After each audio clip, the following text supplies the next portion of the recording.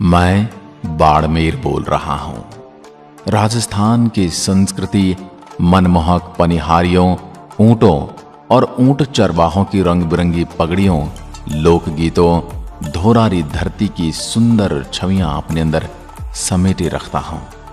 आपको बताते चलूं, मैं ब्लैक गोल्ड के उपनाम से भी प्रसिद्ध हूं।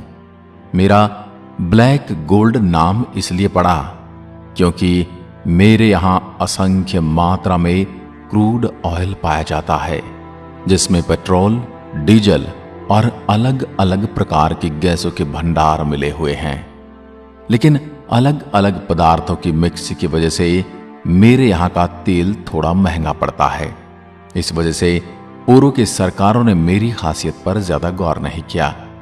लेकिन अब मेरे बाड़मेर की परिधि में मौजूद पचपदरा नामक स्थान पर 1000 एकड़ में फैली रिफाइनरी का निर्माण हो रहा है। इसके बाद हो सकता है कि मेरे परिधि में मौजूद तेल को निकालकर उससे देश की अर्थव्यवस्था मजबूत की जा सके। मेरे यहां का व्हीकल रजिस्ट्रेशन RJ04 से शुरू होता है। मेरे यानी बाड़मेर शहर की स्थापना और शासकों की कहानी भी बड़ी अनोखी है। बाड़मेर की स्थापना 13वीं सदी में राव बाहड़राव परमार ने की और उन्हीं के नाम पर बाड़मेर नाम पड़ा। बाहड़राव परमार जूना बाड़मेर के शासक थे तथा जूना बाड़मेर की पहाड़ी पर ही बाहड़राव परमार ने एक छोटे से किले का निर्माण भी कराया था, जो जूना बाड़मेरगढ़ के नाम से जाना जाता है। इस किले को आज भी आप देख सकते हैं।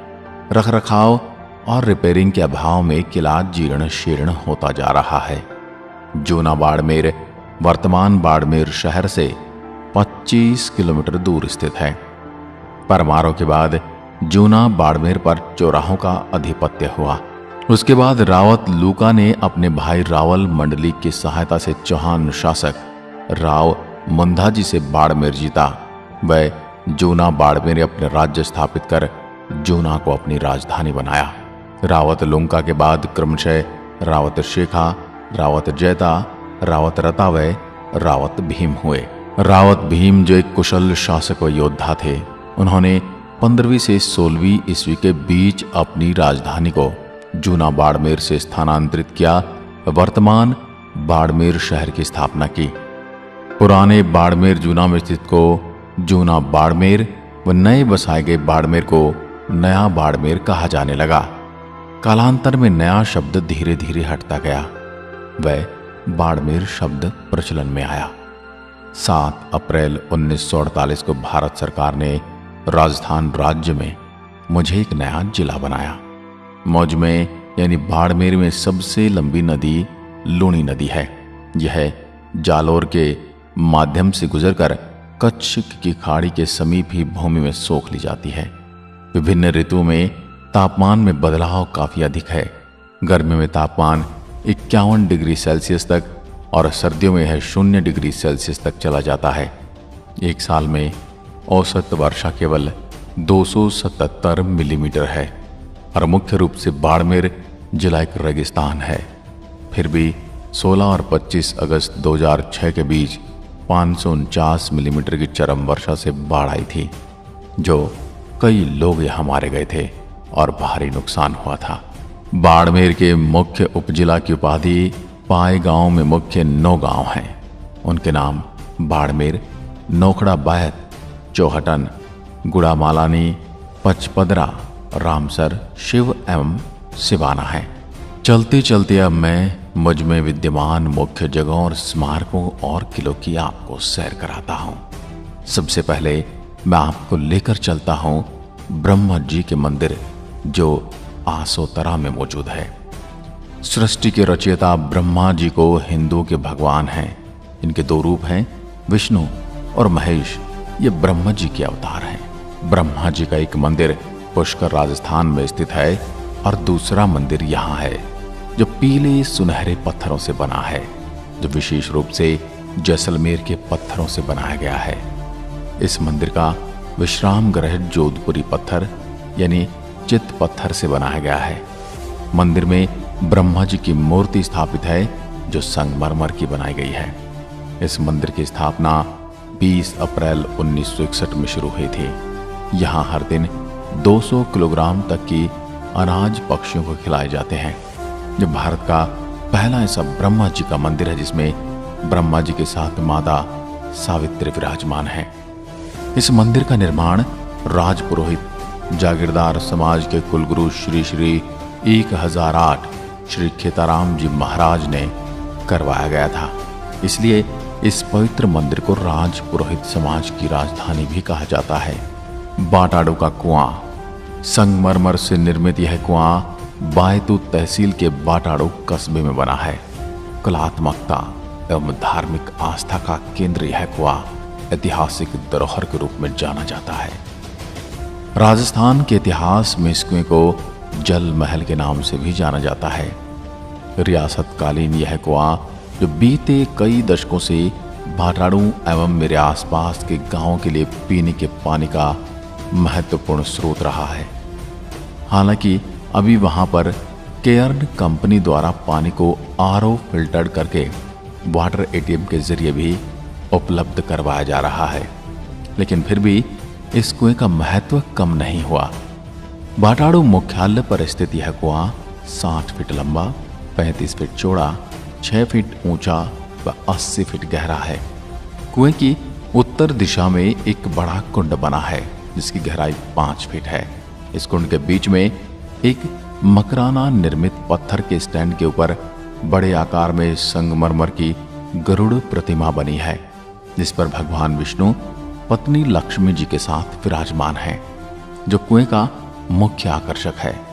इस कुएं पर जाने के लिए एक मुख्य द्वार तथा एक निकासी द्वार है। इन दोनों द्वारों पर ऐसी 2 प्रतिमाएं लगी हैं। इसके चारों ओर श्लोक के साथ ही कई राजा महाराजाओं और देवी देवताओं की कला का वर्णन किया गया है। इसके बारे में यहाँ संस्कृति में उत्तीर्ण श्लोकों में गाय की महिमा का वर्णन किया है। सन 1947 के काल में मारवाड़ क्षेत्र में भयंकर अकाल पड़ा। उस दौरान यहाँ के लोग रोजी रोटी की तलाश में बाहर जाने के लिए मजबूर हुए और दूर दूर तक कहीं पीने का पानी उपलब्ध नहीं था। ऐसी स्थिति को देखते हुए क्षीणधरी रावल गुलाब सिंह ने इस कुएं का निर्माण करवाया था। अब चलते हैं जसोल। आपने कई हिंदू भगवान को स्मरण करने के लिए संगीतों में जसोल माता भाटियाणी का नाम तो सुना होगा। वो मेरी ही परिधि में विद्यमान है। यह एक चमत्कारिक देवी माता रानी भटियाणी का मंदिर है जो आसपास के लोगों को अपनी ओर सम्मोहित सा करता है। कहा जाता है कि देवी सबकी मनोकामना पूर्ण करती है। एक समय में जसोल मालानी का प्रमुख क्षेत्र था। रावल मल्लीनाथ के नाम पर परगने का नाम मालानी पड़ा। इस प्राचीन गांव का नाम राठौड़ उपवंश के वंशजों के नाम पर पड़ा। यहाँ पर स्थित जैन मंदिर और हिंदू मंदिर जसोल के मुख्य आकर्षण हैं। अब मैं आपको वैर माता मंदिर दर्शन के लिए ले चलता हूँ। वैर माता मंदिर ये पहाड़ी के पीछे स्थित हिंदू मंदिर है जो मुख्य चौहटन शहर में है। शहर और मंदिर के बीच की दूरी 4 किलोमीटर है। इस मंदिर के पास 100 मीटर से अधिक ऊंचे रेत के टीले हैं। अब चलते हैं खेमा बाबा मंदिर बायतू, एक प्रसिद्ध धार्मिक स्थल जो बायतू तहसील में पड़ता है, जो खेमा बाबा के नाम से प्रसिद्ध है। यहाँ पर जाट तथा अन्य जातियां धूप लगाने आती हैं तथा आराधना करती हैं। यहाँ पर सर्प दंश से पीड़ित व्यक्ति को लाने से लाभ मिलता है। यहाँ पर मेला लगता है। इसमें हजारों की संख्या में भक्तगण आते हैं। अब चलते हैं बोथिया गांव। ये जैसलमेर रोड पर बसा हुआ एक गांव है जहां पर राजपुरोहित जाति का निवास, जिनकी जनजाति भी बोइतिया है। यहाँ पर एशिया की सबसे बड़ी ओपन माइन है। यहाँ तेल के बड़े कुएं भी हैं जो गुजरात जामनगर से जुड़ते हैं। साल 2008 के बाद बाड़मेर के लोगों को आय स्रोत तेल उद्योग है। यहाँ तेल के कई बड़े बड़े उद्योगपति हैं जो बाड़मेर में समाज सेवी का ऊंचा दर्जा रखते हैं। इनमें शामिल हैं तन सिंह चौहान, उद्योगपति और समाज सेवी, राम सिंह बोथिया, उद्योगपति एवं समाजपति, जो मेरे यहाँ के सरपंच हैं। अब चलते हैं खेड़। मेरे यहाँ के राठौड़ वंश के संस्थापक राव सिंहा और उनके पुत्र ने खेड़ को गोहिल राजपूतों से जीता और यहाँ राठौड़ों का गढ़ बनाया। रणछोड़ जी का विष्णु मंदिर यहाँ एक प्रमुख आकर्षण है। मंदिर के चारों ओर दीवारें बनी हैं और द्वार पर गरुड़ की प्रतिमाएं लगी हैं, जिसे देखकर लगता है मानो कि वे मंदिर की रक्षा कर रहे हों। पास ही ब्रह्म भैरव महादेव और जैन मंदिर भी हैं, जो सैलानियों का मुख्य आकर्षण का केंद्र हैं। चलते चलते मैं आपको गांव महलू ले चलता हूं। जिला मुख्यालय से 41 किलोमीटर दूर महलू गांव स्थित है, जहां धर्मपुरी जी का मंदिर है तथा यहां विशाल मेला भरता है। झनकली यह गांव गढ़ारा रोड तहसील पर पड़ता है। यहाँ पर अधिकतर आबादी चारण जाति, जो देवी पुत्र है, निवास करती है। यहाँ पर शिला माता मंदिर, ढाकनिया और श्री देमा लच्छा माता मंदिर व करणी माता, देवल माता मंदिर स्थित हैं। जहाँ एक पवित्र भूमि है, जिसे देवियों की भूमि कहा जाता है। अब मैं लिए चलता हूँ आपको एक रहस्य मंदिर, किराड़ो मंदिर। यह मंदिर और शहर को लेकर कई भूतिया फैक्ट जो आज भी आपको बताने वाला हूँ। ये जगह पिछले 900 साल से वीरान है और आज भी यहाँ पर दिन में कुछ चहल पहल रहती, पर शाम होती जगह वीरान हो जाती है। सूर्यास्त के बाद यहाँ पर कोई भी नहीं रुकता है। राजस्थान के खजुराहो, धोरों के गढ़ बाड़मेर में किराड़ू का मंदिर वर्तमान हतमा गांव में जर्जर हालात में उपस्थित है। किराड़ू को राजस्थान का खजुराहो कहा जाता है। दक्षिण भारतीय शैली में बना किराड़ू का मंदिर अपने स्थापत्य कला के लिए प्रसिद्ध है। मेरे बाड़मेर से 43 किलोमीटर दूर हातमा गांव में मंदिर है। खंडहर नुमा जर्जर से दिखने वाले 5 मंदिरों की श्रृंखला की कलात्मक बनावट देखने वालों को मोहित कर लेती है। कहा जाता है कि 1161 ईस्वी तक इस स्थान का नाम किराटकुप था। करीब 1000 ईस्वी में यहाँ पर 5 मंदिरों का निर्माण कराया गया। लेकिन मेरे इन मंदिरों का निर्माण किसने कराया, इसके बारे में कोई पुख्ता जानकारी तो नहीं है। लेकिन मंदिरों की बनावट, शैली देखकर लोग अनुमान लगाते कि इनका निर्माण दक्षिण के गुर्जर प्रतिहार वंश, संगम वंश या फिर गुप्त वंश ने किया है।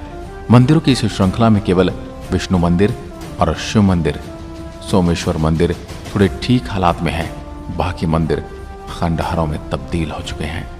श्रृंखला में सबसे बड़ा मंदिर शिव को समर्पित नजर आता है। खंभों के सहारे निर्मित ये मंदिर भीतर से दक्षिण के मीनाक्षी मंदिर की याद दिलाते हैं। तो इसका बाहरी आवरण खजुराहो का रंग लिए है। काले व नीले पत्थरों व हाथी घोड़ व आकृतियों की नक्काशी मंदिर की कलात्मक भव्यता को दर्शाती है। श्रृंखला का दूसरा मंदिर पहले के आकार में छोटा है, लेकिन यहाँ शिव एवं विष्णु की प्रधानता है, जो स्थापत्य और कलात्मक दृष्टि से काफी समृद्ध हैं। शीश मंदिर खंडहर में बदल चुके हैं। मेरे राजस्थान के इतिहासकारों के अनुसार किराड़ू शहर अपने समय में सुख सुविधाओं से युक्त एक विकसित प्रदेश था। दूसरे प्रदेशों के लोग यहाँ पर व्यापार करने आते थे। लेकिन 12वीं शताब्दी में जब किराड़ू पर परमार वंश का राज था, तब मेरा यह शहर अचानक से वीरान होता चला गया। आखिर ऐसा क्यों हुआ, इसकी कोई पुख्ता जानकारी मेरे पास नहीं है, पर यह शहर सूरज ढलने के साथ ही वीरान हो जाता है। कुछ इतिहासकारों का मानना है कि किराड़ू मुगलों के आक्रमण के कारण वीरान हुआ, लेकिन इस प्रदेश में मुगलों का आक्रमण 14वीं शताब्दी में हुआ था और किराड़ू 12वीं शताब्दी में ही वीरान हो गया था। इसलिए इसके वीरान होने के पीछे कई और कारण हैं। अब आता हूं सीधा का सीधा नाकोड़ा जैन मंदिर। मंदिर से प्रख्यात इस मंदिर के द्वार पर 2 हाथियों का झुंड मानो आपका स्वागत करने के लिए आतुर खड़ा हो। विशाल जैन मंदिरों की कई मूर्तियों के दर्शन कर सकते हैं। अगर आप नाकोड़ा जैन मंदिर जाएं तो वहां पर स्थित भोजनालय में शुद्ध और सात्विक भोजन अवश्य करें। वहां का भोजन आपको इतना अच्छा लगेगा कि आपको अपनी नानी दादी यानी घर की याद आ जाएगी। अब चलते हैं पचपदरा में मौजूद मां सांभरा आशापुर मंदिर साल्ट। जिस प्रकार मां के नाम में ही साल्ट लिखा है, पचपदरा में मेरे यहाँ के खरवाल जाति के लोगों के लिए ऐसा मानना है कि एक समय यहाँ वीरान मरुधर में कमाई के अभाव में खारवाल समाज के लोग परेशानी से अपनी जिंदगी गुजर बसर कर रहे थे। वहीं पास में एक खारवाल समाज के ऋषि सोए हुए थे। उनके स्वप्न में देवी आशापुरा के दर्शन हुए और उनको देवी ने एक जगह बताई और खुदाई करके देवी की मूर्तियां निकालने के लिए कहा गया और साथ में ये भी कहा गया कि मेरी स्थापना करने के बाद इस खारवाल समाज का कोई भी इंसान इस रेतीली जमीन पर गड्ढा खोद के बारिश के पानी को इकट्ठा करेगा, उसमें नमक पैदा होने लग जाएगा। तब से लेकर आज तक खारवाल समाज का पैतृक काम नमक बनाने वाला हो गया है। अभी कुछ वर्षों पहले तक मेरे यहाँ खारवाल समाज सिर्फ और सिर्फ यही नमक बनाने के एकमात्र व्यवसाय को अपनी प्रमुख आय का स्रोत बनाए हुए हैं। सभी खारोल और खारवाल समाज के लोग आशापुरा या शाकंभरी माता को पूजते हैं और अपनी कुलदेवी मानते हैं। खारोल खारवाल समाज मुख्य रूप से मेरे मारवाड़ सहित भीलवाड़ा, उदयपुर, चित्तौड़गढ़ में मौजूद हैं और इसके अलावा मध्य प्रदेश के कई जिलों में बिखरे हुए मिल जाएंगे। लेकिन जहां पर नमक की बड़ी बड़ी खदानें थी, उस जगह को सरकार ने अपने कब्जे में ले लिया, क्योंकि वहां पर भारत की सबसे बड़ी रिफाइनरी का निर्माण हो रहा है। मेरे यहाँ के लोगों में खुशी की लहर तो है, क्षेत्र में रोजगार का सर्किल बढ़ेगा, लेकिन उनकी सरकार से मांग है कि जिस जिसकी भी जमीन रिफाइनरी में गई उनके परिवार के सदस्य को रिफाइनरी में नौकरी दी जाए। देखा जाए तो ये मांग गलत भी नहीं है। मैं बाड़मेर कुल 28,387 वर्ग किलोमीटर की परिधि में फैला हुआ हूँ। 2011 की जनगणना के अनुसार मेरी जनसंख्या 26 लाख से थोड़ी सी ऊपर है और बाड़मेर राजस्थान राज्य का जिला है। मेरी परिधि की सीमाएं एक तरफ पाकिस्तान जैसे नापाक देश से जुड़ी हैं, तो वहीं दूसरी तरफ मैं राजस्थान के ही जिलों से जुड़ा हुआ हूँ। इसमें मेरी सीमाएं मिलती हैं जैसलमेर, जोधपुर, जालौर और एक छोटा सा हिस्सा पाली जिले से भी जुड़ा हुआ है। मेरे बाड़मेर की कुल 17 तहसीलें हैं। मैं बाड़मेर एरिया के हिसाब से राजस्थान का तीसरा सबसे बड़ा जिला हूँ और भारत के हिसाब से 5वां सबसे बड़ा जिला हूँ। मेरे यहाँ निवास करने वाले लोगों में लगभग 86.2% हिंदू आबादी है, वहीं 12.34 मुस्लिम आबादी है। बाकी के जैन और सिख समुदाय के लोग रहते हैं। उत्तर लाई में स्थित भारत का पहला अंडरग्राउंड एयरबेस भी मुझ में ही विद्यमान है। मेरे यहाँ बोली जाने वाली भाषाओं में सबसे ज्यादा मारवाड़ी और राजस्थानी बोली जाती है, उसके बाद हिंदी और कुछ गांवों में सिंधी भी बोली जाती है। आपको बता दूं कि मेरे यहाँ रहने वाली जनता ने तो इस गर्मी को सहन करने की शक्ति विकसित कर ली है, परंतु यदि आप बाहर से आ रहे हैं तो गर्मी के दिनों की लू से आप बच नहीं सकते। दूर दूर फैली टीलों से दिन की भरी दोपहर में निकलने वाली तपती गर्मी का एहसास। अगर आप अपने निजी वाहन से बाड़मेर घूमने आ रहे हैं तो गर्मी के दिन जैसे ही आप अपने एयर कंडीशन वाहन से बाहर का दरवाजा खोलेंगे तो तपती धरती और रेतीले पहाड़ों से जो गर्म हवाएं आपको घेरेंगी उससे आप सहम सकते हो। पानी की किल्लत से भरा मेरा मरुधर प्रांत आज भी अपनी जीवन शैली अपने तरीके से जी रहा है। गर्मी के दिनों में पानी की किल्लत से मेरे यहाँ रहने वाले पशु पक्षियों का रहना सबसे ज्यादा मुश्किल हो जाता है। बाड़मेर में ऐसे कई गांव हैं जहां छोटे छोटे तालाबों में टैंकरों से पानी भरा जाता है ताकि नाम मात्र में बचे वन्य जीवों का संरक्षण किया जा सके। छोटे छोटे गांवों और कस्बों में सरकारी नलों और पानी के अभाव में यहाँ की जनता ने अपने घरों में पानी के बड़े बड़े टैंकों का निर्माण किया है। जब भी बारिश आती है, बारिश में बहने वाले पानी को इकट्ठा कर टंकियों में भर लिया जाता है और उस पानी को पूरे साल बूंद बूंद कर खर्च किया जाता है। अगर आप बाड़मेर की यात्रा के लिए निकलोगे तो आपको ऊंटों और भेड़ों का जमघट नजर आएगा। ऊंट से कई बार आपने पानी लाते और ले जाते हुए देखा होगा। आपने कई बार घरेलू महिलाओं को अपने सर पर पानी के घड़ों की लाइन देखी होगी। ये भी मेरे यहाँ पानी की कमी होने के कारण ही उठाना पड़ता है। कई जगहों पर कई किलोमीटर दूर से महिलाएं और पुरुष अपने सर पर घड़ों की सहायता से पानी लेकर आते हैं। बूंद बूंद की कीमत जाने मारो मरुधर देश। मैं आज भी गर्मी के दिनों में पानी के लिए तरस जाता हूँ। अब धीरे धीरे सरकारों ने पानी का इंतजाम शुरू किया है, फिर भी ये सब कोशिशें नाकाफी साबित हो रही हैं। मैं अपनी परिधि में रहन सहन करने वाले पशु पक्षियों को देखकर तड़प सा जाता हूं, क्योंकि पानी के अभाव में उनकी हालत दयनीय है। मेरे प्यारे भाइयों और बहनों, यदि आप भी मेरी इस धुरारी धरती बाड़मेर घूमने आ रहे हो तो मेरे द्वारा बताई गई इन जगहों पर जरूर जाना। मेरे यहाँ पहुँचने के लिए आप ट्रेन, बस या हवाई जहाज की सहायता ले सकते हैं। मेरे यहाँ की उड़ानें अभी शुरू नहीं हुई हैं और आपको जोधपुर होकर आना होगा। मैं बाड़मेर एक बार फिर आपका स्वागत करने के लिए तैयार हूं, आपका अभिनंदन करता हूं। पधारो हमारे देश। जय हिंद, जय भारत।